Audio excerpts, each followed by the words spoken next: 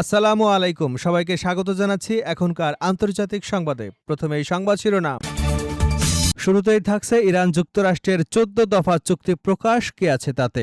মধ্যপ্রাচ্যে চলমান উত্তেজনার মধ্যে ইরান ও যুক্তরাষ্ট্রের সম্ভাব্য একটি ঐতিহাসিক সমঝোতা চুক্তির ১৪ দফার খসড়া প্রকাশ করেছে মার্কিন সংবাদ মাধ্যম সিএনএন। খসড়ায় যুদ্ধবিরতি, পারস্য উপসাগর এবং হরমুজ প্রণালীতে জাহাজ চলাচল স্বাভাবিক করা, ইরানের উপর নিষেধাজ্ঞা শিথিল এবং তেহরানের পারমাণবিক কর্মসূচি নিয়ে গুরুত্বপূর্ণ প্রতিশ্রুতির কথা উল্লেখ রয়েছে। এবারে জানাবো যুক্তরাষ্ট্র ইরান চুক্তিতে কোণঠাসা ইসরায়েল।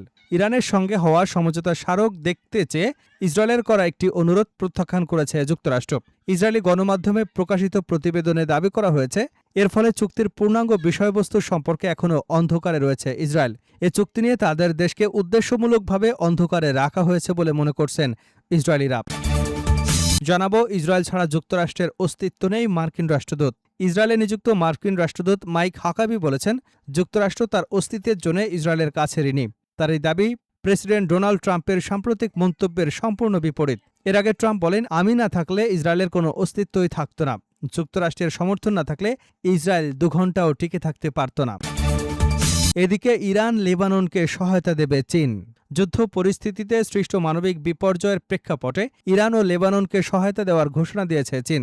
দেশটির পররাষ্ট্র মন্ত্রণালয় জানিয়েছে, পুনরুদ্ধার ও পুনর্গঠন কার্যক্রমে সহায়তার জন্য বেইজিং মানবিক সহায়তা দেবে।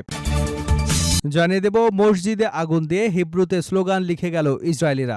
ফিলিস্তিনের অধিকৃত পশ্চিম তীরের মধ্যাঞ্চলীয় শহর রামাল্লার উত্তরে অবস্থিত জিলজিলিয়া ও মাজরা আল নুবানি গ্রামে ২টি মসজিদে অগ্নিসংযোগের ঘটনা ঘটেছে। স্থানীয় সূত্রের বরাতে জানা গেছে, বুধবার ইসরায়েলি বসতি স্থাপনাকারীরা মসজিদ দুটির বিভিন্ন অংশে আগুন ধরিয়ে দেয় এবং দেওয়ালে হিব্রু ভাষায় স্লোগান লিখে যায়। এবং সর্বশেষ জানাবো, ওবামা ইরানকে ঘুষ দিয়েছিল দাবি ট্রাম্পের। যুক্তরাষ্ট্রের সাবেক প্রেসিডেন্ট বারাক ওবামার বিরুদ্ধে ইরানকে ঘুষ দেওয়ার অভিযোগ তুলেছেন বর্তমান প্রেসিডেন্ট ডোনাল্ড ট্রাম্প। ফ্রান্সে জি7 সম্মেলনের ফাঁকে সাংবাদিকদের সঙ্গে আলাপকালে ট্রাম্প দাবি করেন, ২০১৫ সালের পরমাণু চুক্তি বাস্তবায়নের জন্য ওবামা প্রশাসন $১৭০ কোটি নগদ অর্থ ইরানে পাঠিয়েছিল। এতক্ষণ শুনছিলেন সংবাদ শিরোনাম, এখন বিস্তারিত। তার আগে আপনি যদি ইরানের পক্ষে থাকেন তাহলে চ্যানেলটি সাবস্ক্রাইব করে ভিডিওতে একটি লাইক দিন আর কমেন্টসে লিখুন স্ট্যান্ড উইথ ইরান।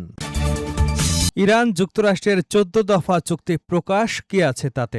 মধ্যপ্রাচ্যে চলমান উত্তেজনার মধ্যে ইরান ও যুক্তরাষ্ট্রের সম্ভাব্য একটি ঐতিহাসিক সমঝোতা চুক্তির ১৪ দফা খসড়া প্রকাশ করেছে মার্কিন সংবাদ মাধ্যম সিএনএন। খসড়ায় যুদ্ধবিরতি, পারস্য উপসাগর এবং হরমুজ প্রণালীতে জাহাজ চলাচল স্বাভাবিক করা, ইরানের উপর নিষেধাজ্ঞা শিথিল এবং তেহরানের পারমাণবিক কর্মসূচি নিয়ে গুরুত্বপূর্ণ প্রতিশ্রুতির কথা উল্লেখ রয়েছে।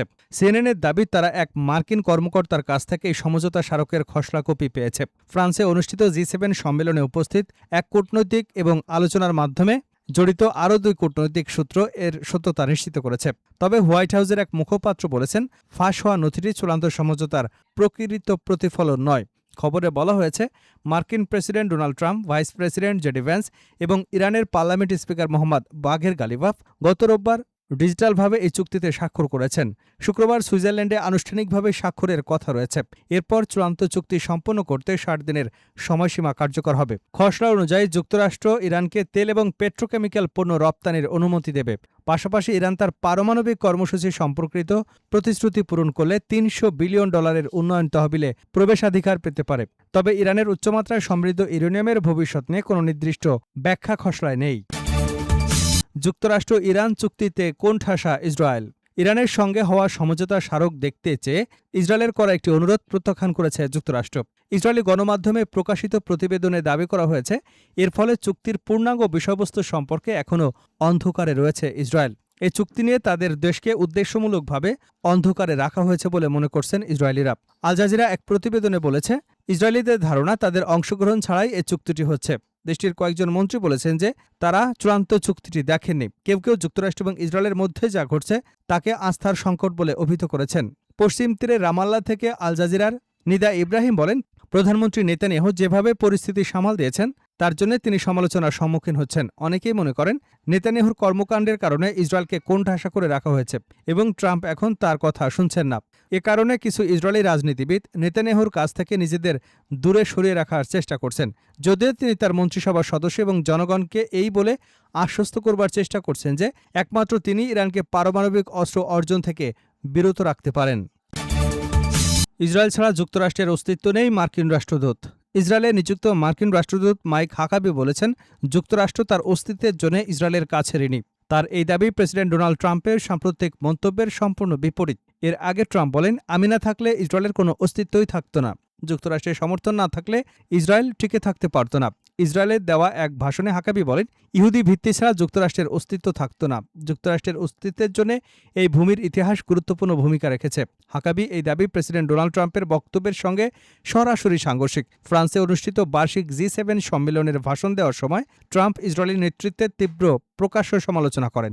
ট্রাম্প বলেন, যুক্তরাষ্ট্র ছাড়া ইসরায়েল থাকত না, আমি ছাড়া ইসরায়েল থাকত না, কারণ আমি যা করেছি তা করতে অন্য কোনো প্রেসিডেন্ট ইচ্ছুক ছিলেন না। ইরান লেবাননকে সহায়তা দেবে চীন। যুদ্ধ পরিস্থিতি সৃষ্ট মানবিক বিপর্যয়ের প্রেক্ষাপটে ইরান ও লেবাননকে সহায়তা দেওয়ার ঘোষণা দিয়েছে চীন।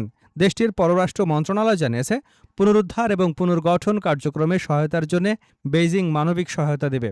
চীনের পররাষ্ট্র মন্ত্রণালয়ের মুখপাত্র লিন জিয়ান রাজধানী বেইজিংয়ে সাংবাদিকদের বলেন, ইরান ও লেবাননের যুদ্ধে সৃষ্ট মানবিক বিপর্যয়ে চীন গভীরভাবে মর্মাহত। তিনি বলেন, সংশ্লিষ্ট দেশগুলোর বাস্তব পরিস্থিতি বিবেচনায় চীন, ইরান এবং লেবাননকে মানবিক সহায়তা দেওয়ার সিদ্ধান্ত নিয়েছে। এর মাধ্যমে দেশ দুটির জনগণকে পুনরুদ্ধার এবং পুনর্গঠন কার্যক্রমে সহায়তা করবার পাশাপাশি অর্থনীতি এবং জীবিকার উন্নয়নে সহযোগিতা করা হবে। গত 28 ফেব্রুয়ারি যুক্তরাষ্ট্র এবং ইসরায়েল ইরানের বিরুদ্ধে সামরিক অভিযান শুরু করবার পর এটি দ্বিতীয়বারের মতো তেহরানকে সহায়তা দেওয়ার ঘোষণা দিল বেইজিং। এর আগে মার্চ মাসেও চীন ইরানের জন্য মানবিক সহায়তা পাঠিয়েছিল। এদিকে যুক্তরাষ্ট্র ও ইরান যুদ্ধের অবসান ঘটাতে পাকিস্তানের মধ্যস্থতা একটি সমঝোতা স্মারকে সম্মত হয়েছে। এ চুক্তি স্বাক্ষরের জন্য আগামী শুক্রবার সুইজারল্যান্ডে একটি আনুষ্ঠানিক অনুষ্ঠানের আয়োজন করা হবে বলে জানা গেছে। চীনের এই সহায়তা ঘোষণাকে যুদ্ধ পরবর্তী পুনর্গঠন প্রক্রিয়ায় দেশটির সক্রিয় কূটনৈতিক এবং অর্থনৈতিক সম্পৃক্ততার অংশ হিসেবে দেখা হচ্ছে।